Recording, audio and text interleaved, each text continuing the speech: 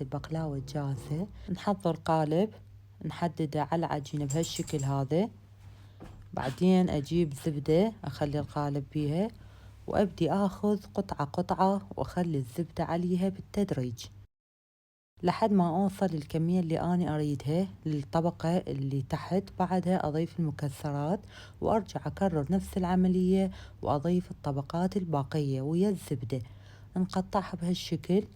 بعدين هم أضيف زبدة على الوجه وأدخلها فرن نص ساعة. هنا طلعت عندي، شوفوا الجمال واللون مالها رهيبة. طبعا ملاحظة الشيرة لازم تكون باردة لأن هي البقلاوة حارة. ونزينها بملاعب العيد اللي عندكم خلوه، وإذا عندكم آيس كريم أو كريمة أو جيمر خلوا وياها كلش طيبة. أنا هنا اكتفيت بالبقلاوة السادة، نقطعها ونخليها بطبق